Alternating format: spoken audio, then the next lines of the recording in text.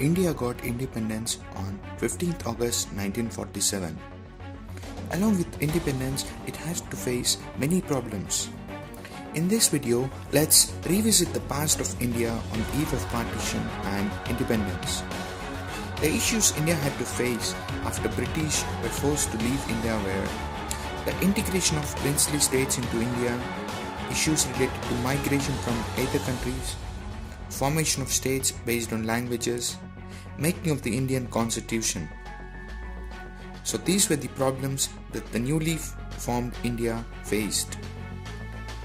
In this video, we'll look at the first issue, which was really a serious issue which the government of India faced at that point in time.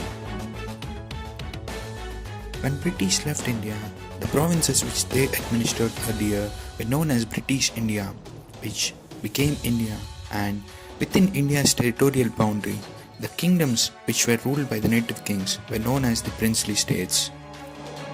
British, while leaving, gave these princely states the option of either joining India or joining Pakistan or remaining independent.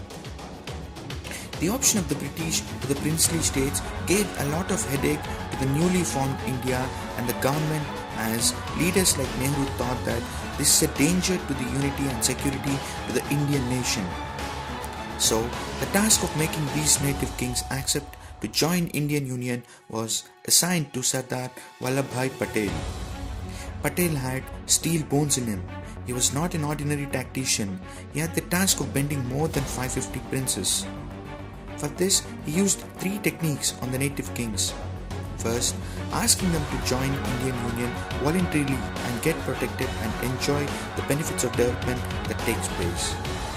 The next one was providing the native kings with the facility of concessions, pensions and other such extravagant goodies who were reluctant to join India. With these two techniques, all the native kingdoms joined India except three of them. Those were Junagadh, Kashmir and Hyderabad.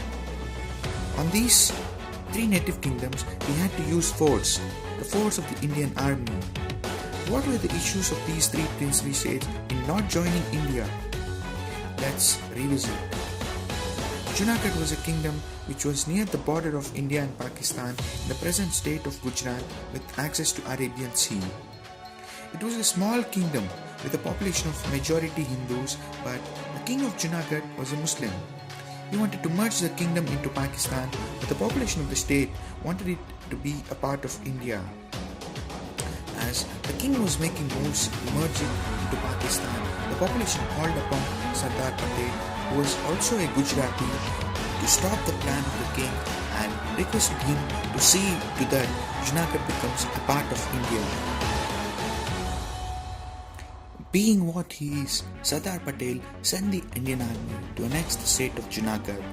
When the Indian army arrived in Junagadh, on seeing the army, the king ran away to Pakistan, and Junagadh was made a part of India since then, and it remains in harmony with the rest of the country. Now, the next state that we would be seeing about is Hyderabad. It was the richest kingdom, with a king of that time, Mir Usman Ali, named the richest man in the world with an annual revenue of more than 9 crore rupees. The Nizam of Hyderabad was disinterested in making Hyderabad a part of India. He wanted to keep it independent, but it was a risky proposition for Nehru and Patel, as they considered an independent kingdom in the middle of the country would lead to many issues, and it may influence the other native kings who joined India to break the agreement. This apart, there was another issue in Hyderabad.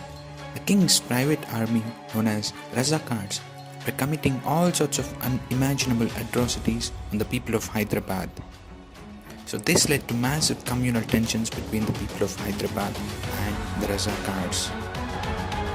Discussions and agreements were being made between Nehru and the Nizam to slowly change the political scenario, but Sardar Patel had little patience left in him, as the tensions between the two groups became more serious. So, he sent the Indian army and carried out Operation Polo. for police action, through which he strangled the Prime Minister of Hyderabad first and then the other important ministers, and finally the army occupied the Nizam's residence and made him sign the accord of joining Hyderabad with the Indian Union. After this, the Nizam went to the radio station and announced the accession of Hyderabad into Indian Union with the timeline of events leading to the accession, thus finally ending the rule of Nizams in Hyderabad on September 17, 1948. Now, let's see how the state, which still suffers due to the involvement of Pakistan in its day-to-day affairs, that is Kashmir. The state of Jammu and Kashmir lay at the north of Indian Union, and it was an independent kingdom ruled by a Hindu Dogra king for many years. The population at that time of the partition was a majority Muslim. The king of Jammu and Kashmir, Maharaja Hari Singh, did not want his kingdom to be a part of either India or Pakistan. He wanted it to remain an independent kingdom just like Switzerland, which lay next to Germany and France. India respected its decision and did not force it to join Indian Union. The story unfolded here when Pakistan started attacking the kingdom by sending Pashtun tribes into the kingdom. Pakistan wanted Kashmir at any cost into its territory. One of the reasons for this was the population was a majority Muslim. The other reason was that the founder of Pakistan, Muhammad Ali Jinnah, had tuberculosis right from 1930s, but he did not let it known to the world. After gaining nationhood, doctors advised him to rest in a peaceful place like that of Kashmir, which is a hilly area and where the altitude is quite high. So, due to these two reasons, the government of Pakistan with Pakistan army along with Pashtun tribes started attacking Kashmir. Immediately, the Maharaja of Kashmir, Hari Singh, asked for India's help in this matter, and Jawaharlal Nehru responded to this, saying, "We could help you in this matter only when you join India. Otherwise, it would be an interference from our side into two independent nations' internal matter, that is, between Kashmir and Pakistan." So, the Maharaja signed a treaty with Nehru for making Kashmir an integral part of India, but with certain special concessions to continue the unique culture of Kashmir intact, along with a separate state flag and a separate state constitution, with majority of the rules of the Indian constitution accepted, except few special rules that do not apply in Kashmir, known as special status that was given to Kashmir.